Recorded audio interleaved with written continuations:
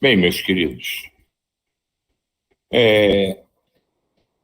nós estamos acompanhando um grupo, né, da Patrícia, que está fazendo um curso de conhecimento geral do mundo espiritual, e eles estavam visitando que ela chama de um posto de vigilância, né, mas que, na verdade, é um pronto-socorro também.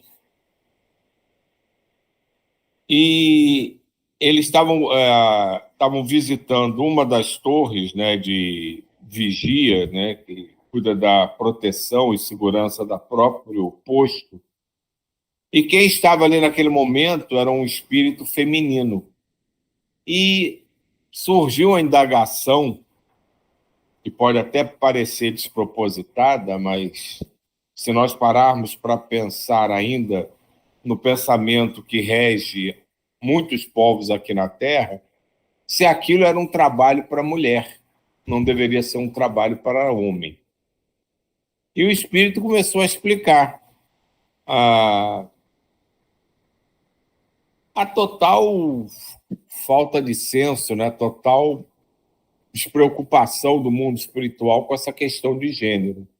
Porque o que capacita, o que habilita cada espírito para realizar um trabalho determinado é a sua vontade de servir, é o amor que ele traz em si, é estar disposto a participar de algo não por si ou não para si, mas que beneficie aqueles que estão ao seu redor. E continuando a leitura aqui, né, vou voltar aqui um parágrafo, né? Como se sente a senhora, sendo mulher, num trabalho que exige tanta coragem? Indagou o nosso distraído Zé a uma das trabalhadoras, uma moça de seus 30 anos e muito bonita. Não existe no plano espiritual trabalho só para homens ou mulheres. Aqui somos criaturas de Deus. Gosto do que faço. Cada vez que regresso ao posto com irmãos sofredores, é alegria para meu coração. A caravana trouxe 21 socorridos. Esses trabalhadores ficam dias pelo umbral, vão a todos os lugares onde há necessitados, socorrendo sempre muitos irmãos. Aliás, só uma correção, ela não estava na torre, não. Ela estava conversando com os samaritanos, que são os grupos que transitam pelo chamado umbral para resgatar, né, para recolher, para acolher aqueles irmãos que já têm condição de começarem uma nova fase de tratamento no mundo espiritual. O tempo de permanência no posto varia de 2 a 3 dias. Nesse tempo, fazem planos, traçam rotas para o próximo socorro. Logo depois de os socorridos terem sido recolhidos, a torre deu alarme. O som deste é uma campainha suave. Há 4 modos de dar o alarme. 3 curtos, como foram dados para os samaritanos. Aproxima-se diligência do bem. Um toque suave, um longo, significa aproximação de irmãos ignorantes. Outro toque mais alto é para alertar sobre ataques. O que tem um som diferente avisa que o posto está para ser atacado por muitos espíritos. Nada de escândalo, tudo é tranquilo. Porém, o som é ouvido até onde estão as pessoas que necessitam ser alertadas. A campainha não toca nas enfermarias. Isso é um cuidado interessante, né? Porque imagina, vamos nos transportar para a época da Segunda Guerra. Uma pessoa que, embora ainda não tivesse essa denominação, mas com uma síndrome do pânico pela guerra, pela aquela confusão toda, qual o equilíbrio que ela conseguiria manter ouvindo aquelas sirenes que avisavam que ia ter um ataque aéreo. Então, é a mesma analogia. Só que lá eles protegem, de fato, esses espíritos que estão em tratamento para que eles não comecem a se perturbar e emitir vibrações e energias que possam até causar desequilíbrio dentro do próprio posto. Então, eles preservam as enfermarias para que ali os espíritos que estão sendo acolhidos e tratados não percebam o que está acontecendo naquele momento ao redor do posto de recepção, no posto de vigília ou socorro. O guarda da torre nos disse que se aproximava um grupo de 10 irmãos trevosos. Esperemos para ver o que querem, disse Guilherme. Novamente, o guarda disse que o grupo havia parado a alguns metros. Logo, escutamos gritos. Que gritam? Indagou Luísa. Dizem Valéria. Acho que é Venâncio, disse James. Um dos socorristas saiu do pátio desesperado. É este, é Valêncio, explicou um samaritano. O homem estava em horrível estado. Fora torturado e se mostrava muito machucado. Os sinais de tortura marcavam-lhe todo o corpo. Guilherme e um dos trabalhadores o pegavam, levando-o novamente para dentro. Frederico nos explicou. Este socorrido estava sendo torturado por esse grupo. Arrependeu-se e pediu a tempo auxílio em nome de Deus. Desta vez, os socorristas o trouxeram e seus carrascos vieram atrás dele. Vão levá-lo agora para uma câmara onde não escutará esses chamados, para que seja feito o mesmo processo em que eles não deixam que as sirenes de alerta sejam ouvidas na enfermaria, para que ele não comece a pensar no que está acontecendo, no que pode acontecer, no que vai acontecer e se desequilibrar ainda mais. O que será que ele fez para ser tratado assim? Indagou Glória com piedade. Infeliz de quem fez maldades, porque nem sempre quem as recebe perdoa. Chega um dia em que a morte faz com que se encontrem. Certamente o torturaram por vingança, esclareceu Frederico. Se eles gritassem meu nome, ficaria como ele, desesperada? Perguntei impressionada. Frederico sorriu e disse, certamente que não. Você não tem vínculos com eles. Para sentir seus chamados, é preciso estar vinculado a eles, ter as mesmas vibrações e ter ficado muito tempo, como esse irmão ficou com eles. Se um grupo a chamasse, ouviria simplesmente. Não deve temer. O medo é para quem duvida. Aí tem uma colocação que acho que vale a pena fazer. O medo é para quem duvida. E isso realmente é uma coisa que interfere muito no nosso dia a dia, que às vezes facilita determinados sonhos ou pesadelos, né, que faz a gente dormir mal, acordar mal. Não que necessariamente a gente esteja vinculado a espíritos desarmonizados ou a hábitos e vícios não, não muito desejosos de mantermos, mas o medo que a gente traz, principalmente do desconhecido, é um grande inimigo que a gente tem e nos faz ter dúvida do que pode acontecer. Então, quando o medo se associa à dúvida do que pode acontecer no segundo seguinte, dificilmente a gente consegue manter o equilíbrio. E aí, com mais facilidade, as coisas desandam. Quantos e quantos relatos eu já ouvi de médios que estavam desdobrados ou estavam se vendo em algum determinado lugar, e um pequeno fato fez eles sentirem medo, e do medo eles passam a não saber mais o que vai acontecer, se eles vão estar seguros ou não, e eles se perdem, eles ficam agoniados, ou eles voltam correndo do desdobramento e acordam sobressaltados. Então, isso é uma coisa que a gente tem que trabalhar muito. O nosso medo do desconhecido, de achar que não, eu estou aqui porque eu errei muito no passado, eu não sei direito, eu não lembro o que eu fiz, então não sei o que pode acontecer se eles me pegarem. Isso a gente tem que trabalhar com muito carinho, porque muitas vezes é a porta onde a gente facilita as nossas escorregadas, os nossos desequilíbrios e as nossas quedas.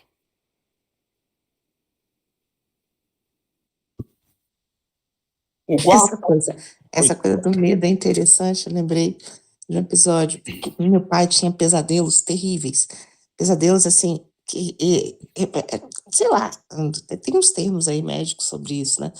Mas era interessante porque ele pedia para ser acordado, né? Ele virava e ficava assim: me acordem, por favor, me tirem dessa e tudo.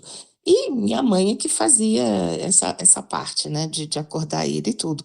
Eu ouvia de longe os gritos, assim, aquelas gemidos, aquela coisa toda, mas a vida toda aquilo acontecia, tá tudo bem. E uma vez eu tô no quarto, ele estava dormindo, ele começa a gemer, a fazer uns. E eu assim, ai, você está tendo um pesadelo, bem devagarzinho, né? E aí eu fui chegando e ele lá, fazendo. E eu, ai, você está tendo um pesadelo. Aí daqui a pouco ele dá um berro mais alto. Saiu eu correndo de dentro do quarto. Mãe, socorro! Aí ele acordou do meu berro, gritando pela minha mãe. Do medo, que às vezes dá uma sensação estranha, né?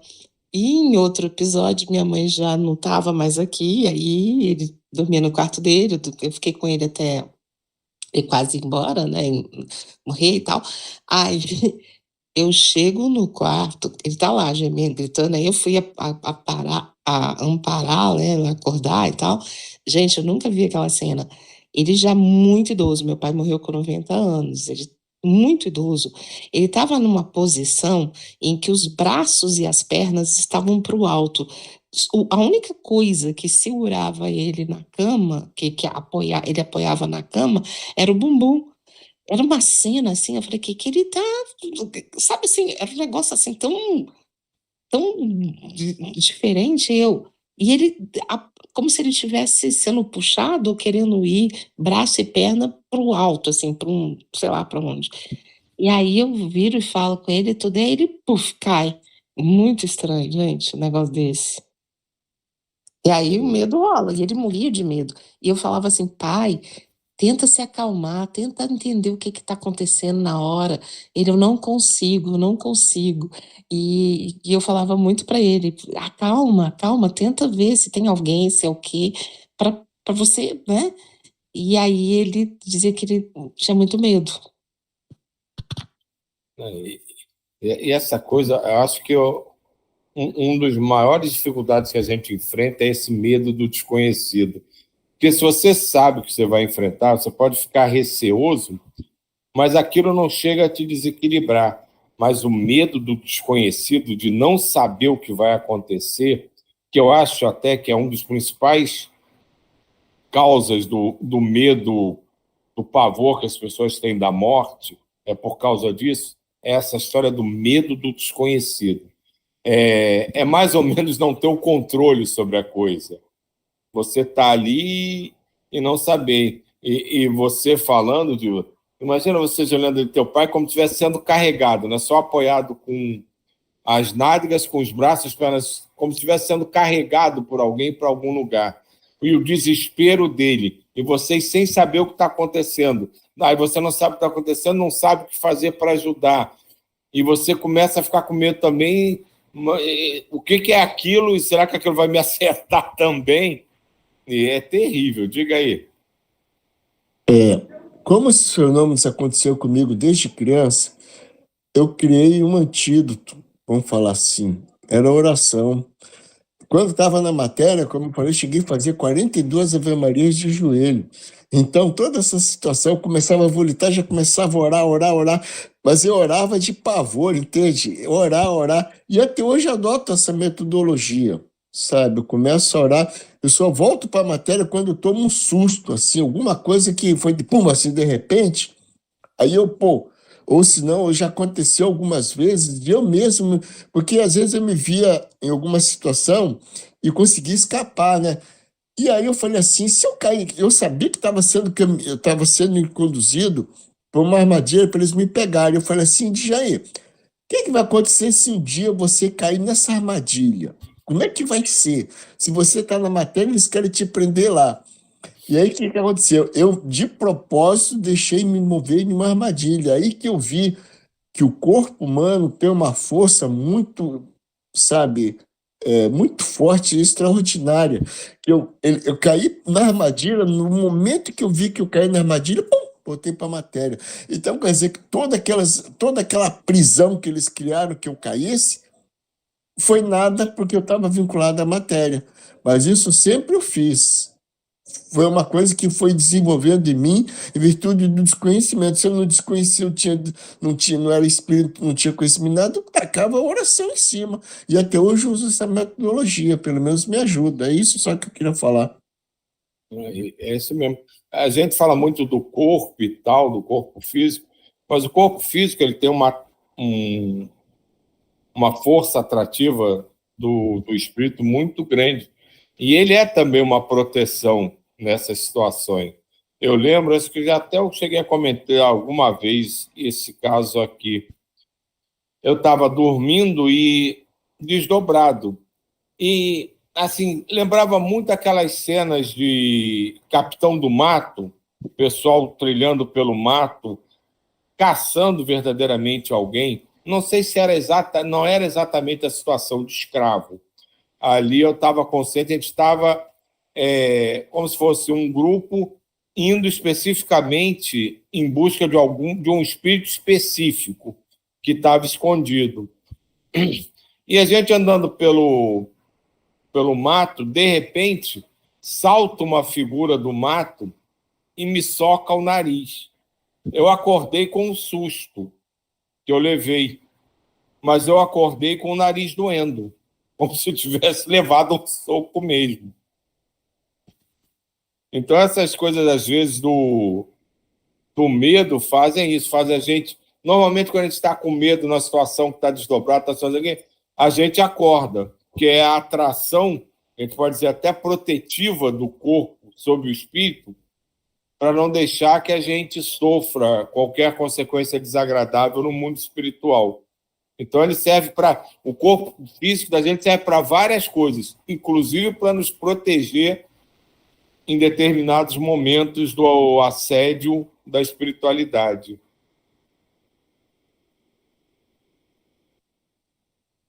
O guarda da torre ficou atento, mas os do grupo gritaram de longe por 30 minutos. Não tendo resultado, resolveram ir embora.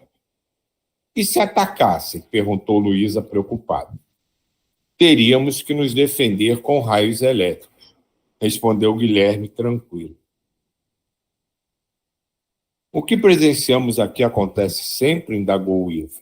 Sim, às vezes ficam inconformados ao perderem suas vítimas.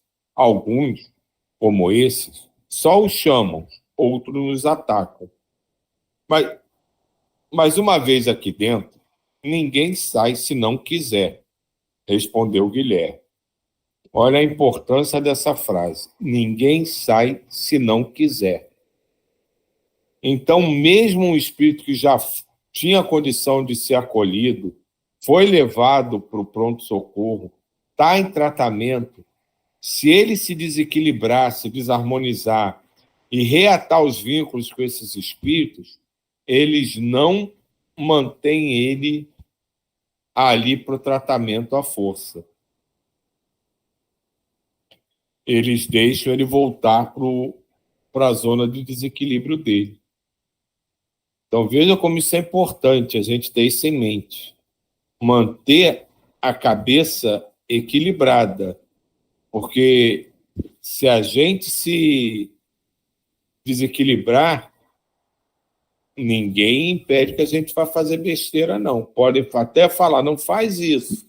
Mas se você bater o pezinho, não, eu vou fazer porque eu quero, ninguém interrompe a sua vontade. Diga. No nosso lar tem um episódio assim, de uma mulher que era noiva, morreu e queria voltar para se encontrar com o noivo. Aí foi, ninguém segurou ela, ela quis ir, então foi, e quando veio em estado depauperado. É isso só. É como o próprio Djair fala com grande sabedoria muitas vezes, Deus não viola a consciência. Então, se a gente quer aquilo, ele permite. Mas cada vez que a gente deseja ou executa uma coisa que não deveria fazer parte da nossa programação, da nossa caminhada, surgem consequências que se apresentarão mais cedo ou mais tarde, a gente vai ter que lidar com elas. Eram 11 horas da manhã, hora de partir. Despedimos-nos alegres, pois voltaríamos ao posto para estudar o umbral. Guilherme nos agradeceu e Raimundo retribuiu os agradecimentos em nome de todos. Saímos pelo portão e em fila. Iríamos a pé até o Caridade e Luz, e então tomaríamos o aeróbus, que nos levaria de volta à colônia. No umbral estava frio, mas não percebíamos. Como já disse, aprendemos a neutralizar a temperatura exterior. Mas sentia-me um pouco sufocada. Fiquei bem perto do Flor Azul, que continuava tranquila. Confesso que o umbral me dá medo. Ler ou ver em filmes é uma coisa, mas lá, pessoalmente, é outra. Nada tem de bonito ou agradável. Voltamos sem problemas. Quando chegamos ao abrigo Caridade e Luz, foi um alívio. Só paramos lá para pegarmos o aeróbus. Estava cansada e a condução veio em boa hora. Que gostoso é estar na colônia. Chegamos à noite e fomos direto para nosso alojamento, onde nos alimentamos e descansamos. Gostava de anotar tudo o que via, e era nessas horas de descanso que o fazia. Depois de ter anotado, dormi algumas horas. No outro dia, cedinho, tivemos a aula de conclusão. As perguntas foram muitas. Os trabalhadores do posto recebem bônus hora e os samaritanos ganham mais? Indagou Cecília. Esse é o tipo de pergunta que a gente às vezes reclama do Livro dos Espíritos, né? Mas essa pergunta não tem nada a ver, não, é pura curiosidade.